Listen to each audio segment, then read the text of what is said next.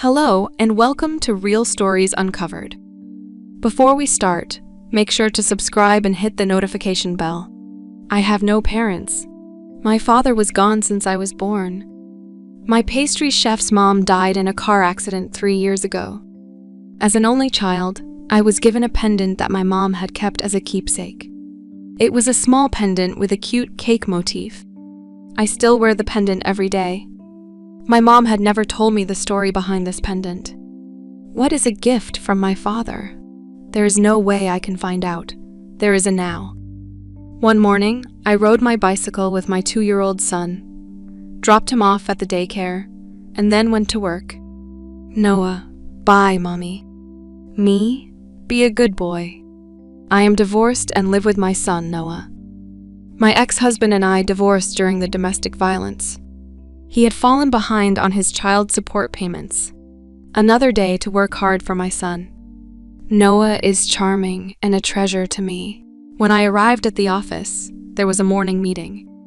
Boss, I'm afraid I have a regrettable announcement to make to all of you, the boss said in a serious tone. Boss, we have decided to dissolve our biotechnology division due to its poor performance. As a result, you will all be laid off at the end of next month. Employee, hey, what's going on? That's too sudden. All of the employees began to speak at the same time. The word layoff was weighing heavily on my mind. Why am I getting laid off? I have to raise my son. I had to find another job by the end of next month. I immediately started looking for a position on the internet. A company that pays less than I make now needs to be better. I needed to make enough money to pay for his college education, but I couldn't find a good job. Even though I passed the screening, I was always turned down at the interview. Interviewer, you have a child, and small children are likely to get sick easily. What will you do in such situations? Me. In that case, I may have to leave early or, in some cases, take a day off. Interviewer, I see. The interviewer always had a sore expression on his face. Every company dislikes employees like that. I went to numerous interviews and was turned down. Finding work for a woman with a 2-year-old child was more difficult than anticipated. What if I couldn't find a job? I was at a loss.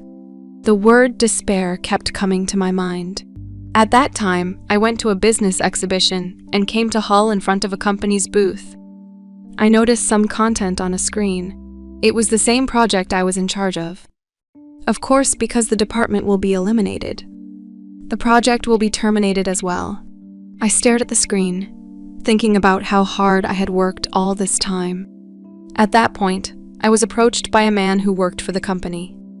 Man, do you happen to work in the same industry as we do?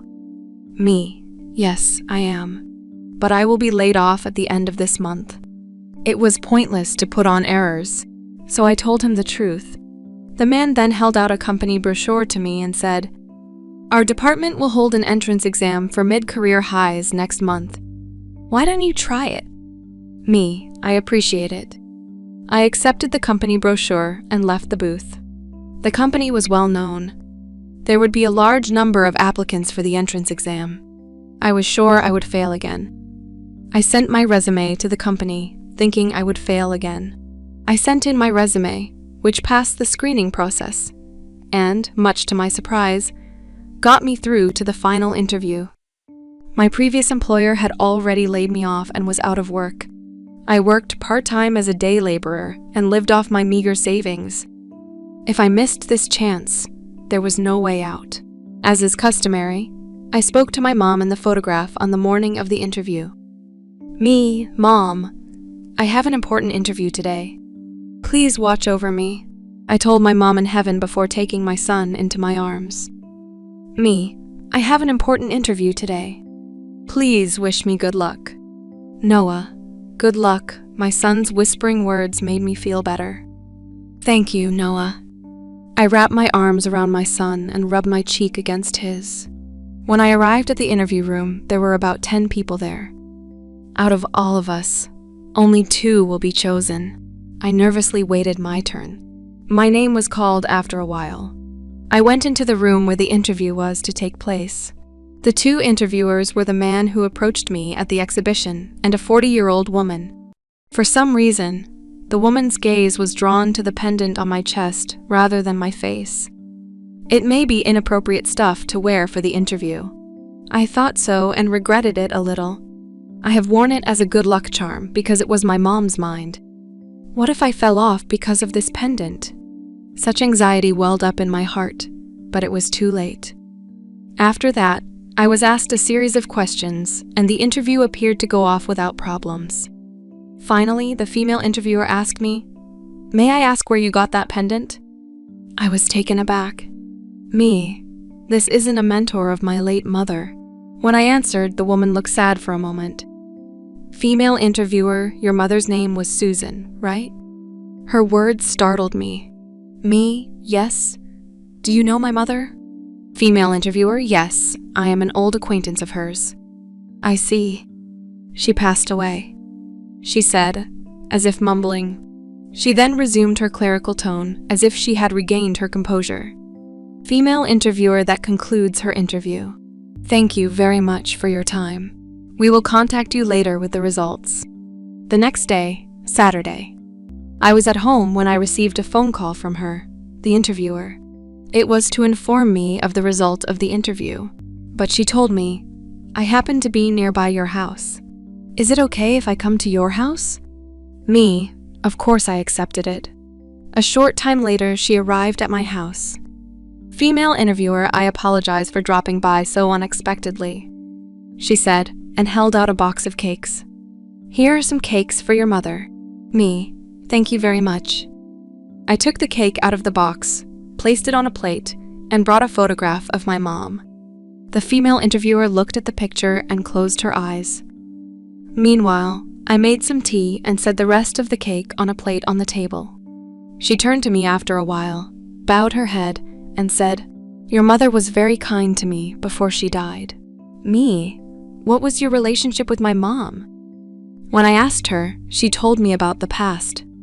Female interviewer, I met Susan when I was 12 years old. That was almost 30 years ago. My mom had cancer. I didn't have a father, because my mom's days were numbered. I went to the cake shop where Susan worked to buy her favorite cake for her birthday. But I needed more than the money I had saved for my allowance. What I wanted was a whole fancy cake. I decided to make my cake, so I went to the cake shop almost daily. The shop had a glass wall kitchen where I could see how the cakes were created from the outside. I considered imitating what I saw by watching how they make cakes. But no matter how hard I tried, I couldn't figure out how to make a cake. When I was at a loss, Susan came out of the kitchen and approached me. Susan, you come here every day to watch. Do you want to learn how to make cakes? Female interviewer, 12 years old. I wanted to give my mom a cake as a gift because she's soon going to heaven. It'll be her last birthday party, but I didn't have enough money, so I decided to make it myself. But even though I came to watch it many times, I couldn't remember how to make it. Susan, oh, I see. I'm sorry to hear that about your mother. You don't need to pay me. I will make you a cake for free. Me? What? For nothing? But my mom always tells me not to bother the people around me. Susan, all right. Then let's do it together. I'll have to charge you for the ingredients so it won't be free, will it? Are you sure you don't mind? Me, of course. Female interviewer, 12 years old. Thank you, miss. Female interviewer, and I went to Susan's house the day before my mom's birthday. Susan, let's get right to it. Shall we? I prepared the ingredients, yes. Yes. Mix the cream. Yes, that's right. That's right. You're doing fine. Female interviewer, I made a fancy cake with Susan's help. Susan was very kind and carefully taught me how to make the cake. I delivered the completed cake to the hospital where my mom was treated. Female interviewer, 12 years old. Happy birthday, Mom. Look, a present. I made this cake. Interviewer's mom said, "Oh my God, it's incredible. It's a fantastic cake. You did an excellent job. Female interviewer, my mom was overjoyed and pressed and patted me on the back. Then we had a small birthday party in her room. She couldn't eat the cake, but she seemed very happy. That was the last time I saw her happy smile. My mom's condition deteriorated the next day, and she passed away. I was so shocked that I could not visit Susan to thank her. I went to the shop after a while when I had come down. Susan, well, look who's here. It's been a long time. Female interviewer, 12 years old, I appreciate what you did for me. My mom loved the cake, and I'm so glad I asked you to teach me how to make it.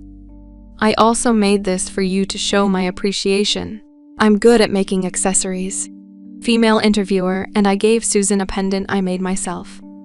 Susan was pleased. That is the pendant you are wearing now. Listening to her story, I unconsciously clutched the pendant to my chest. Then she continued her story.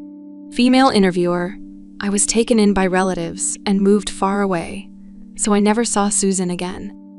But I never expected to meet her daughter there. What a coincidence. She smiled and said, I did not know what to say. Then she took out a photograph from her bag. This is a picture of my mom. A skinny woman and a girl were sitting around a fancy cake. The woman looked happy and had a lovely smile. Female interviewer, thanks to Susan. I had a good memory with my mom at the end. I am incredibly grateful to Susan. I've never forgotten her in all my life. Now it's my turn to repay her kindness. We want to hire you. Your career is excellent and flawless. We will promise to support you when your child is sick. You may even take the day off. I took her hand and shook it firmly. Thank you very much. I will do everything I can to assist the company. I felt very strange. I was pleased and relieved that I had found work, and I was moved by my mom's kindness to a young girl 30 years earlier. I respected my mom and was grateful to fate for bringing us together. I cried a little, feeling a mixture of emotions. Then my son asked me, Noah, what's wrong, Mommy? He walked up to me and patted my head. Noah, there you go, don't cry. He comforted me, and I couldn't stop crying more and more. You know, Mommy is crying because she's happy.